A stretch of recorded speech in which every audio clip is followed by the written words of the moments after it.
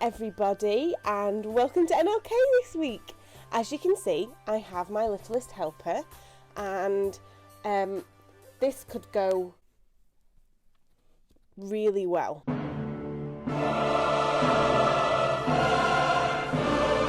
Anyway, so last week we had a story all about a talking donkey. Well, this week's story comes with a disclaimer. There is blood and guts and gore, and I'm going to have to edit some of that out because it's a great story, but at the same time it's not great. But at the same time it's really great. So just be prepared, okay? Parents, I'm doing my best to edit out the craziness to a point that it's listenable for children under the age of 18. So I have a little person who needs to hear this story too. Here we go. In the book of Judges, you'll find this story in Judges number 3. Now, last week I got my books of the Bible wrong. The story was in the right book, but I said it was the third book of the Bible, and it wasn't. It was the fourth. And I was very disappointed in myself.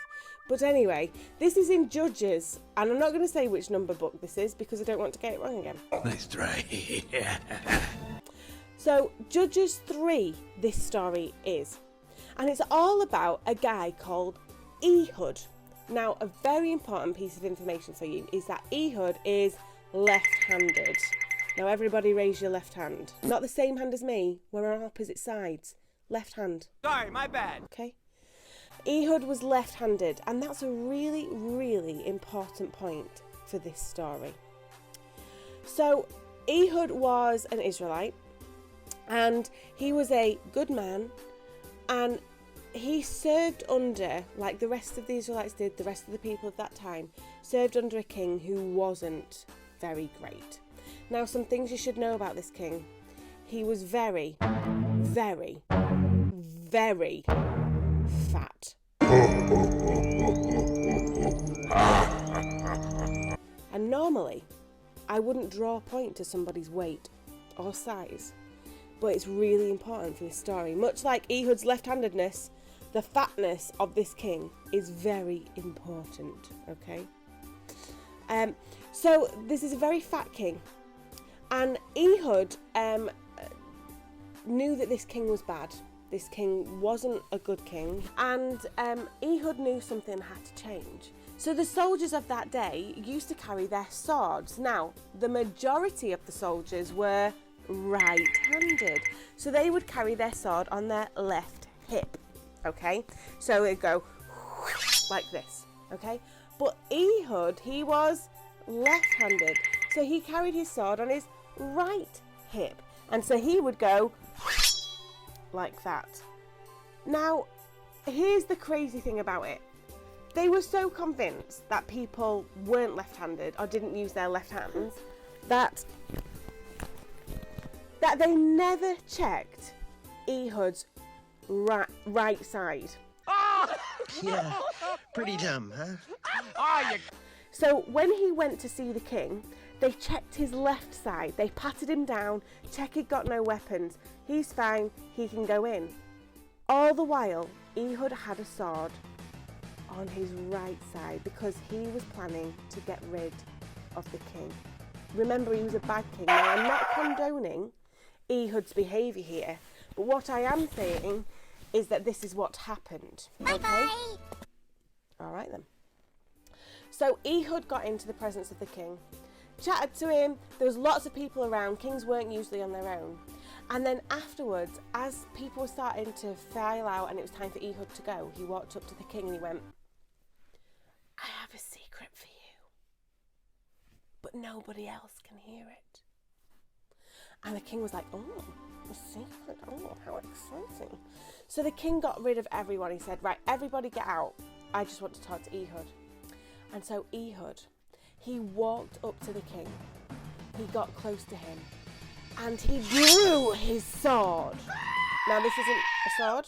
This is a letter opener.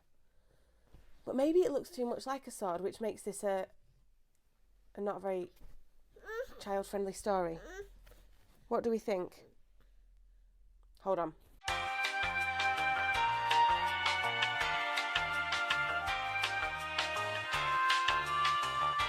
Ehud walked up to the king and he drew his fluffy brush sword.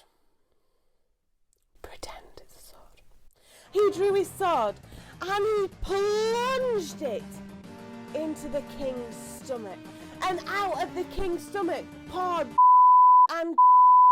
Oh wait, sorry. That's way too graphic. Hold on.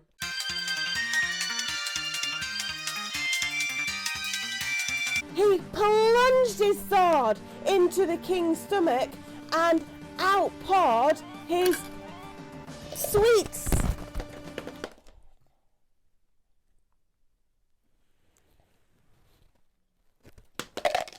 They were red sweets, if that helps.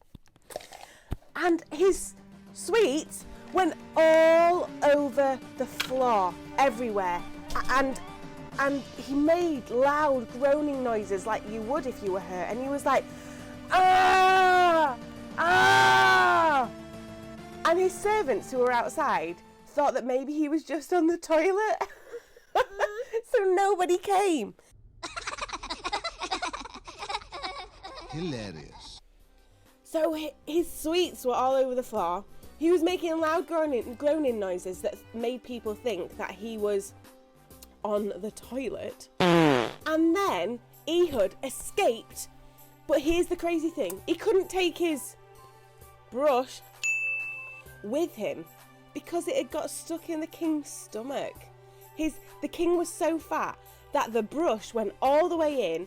It went over his brush and it sucked it in.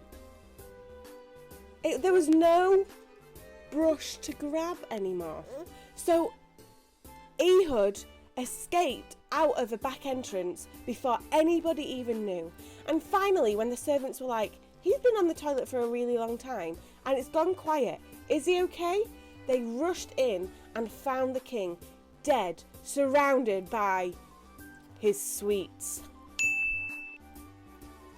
What a crazy story. And I don't really know what the point of that story is, because we don't condone tickling people with brushes. That's bad. That's bad. That's bad. That's bad. We don't condone killing somebody. We don't think that that's the right thing to do, but back in the Old Testament, things like that happened all the time. And Jesus came. Are you finished? And Jesus came to change the way that we do things. He came to bring peace. He asked us to be peacemakers. So yes, Ehud made a change. Maybe our answer should be don't judge a book by its cover, because people thought that Ehud was right-handed when actually he was left-handed and that meant he could get in. Or maybe we should be reminded that although these were the things that sometimes people had to do in the Old Testament, there is a new way. Jesus brings a new way to live. He brings peace and he brings hope.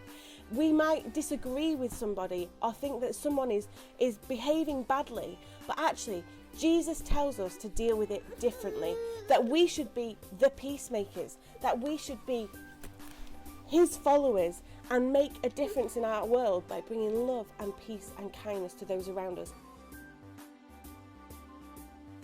Even those we don't like. So, this week's story, I'm going to bring an alternative big answer.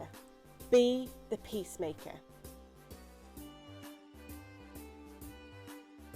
Be the peacemaker. There might have been no other way for Ehud to make a difference and to change how the king behaved. And so he felt his only way was to take his brush and to make a drastic difference surrounding the king by his own sweets. But I believe that Jesus says that we can make a difference by being peacemakers, by showing people love, by being like Jesus. Jesus came in peace. He didn't cause a riot. He didn't start slamming people around. He didn't bring out swords and cause issues. Jesus was peaceful, and he made the biggest impact that anyone ever has in history. So that is my encouragement to you. But I hope you enjoyed my story about the brush and the sweets, the sword and the blood. Oh. But I hope you remember it. I remember about our left-handed swordsman, Ehud. Have a great week, everyone. Bye.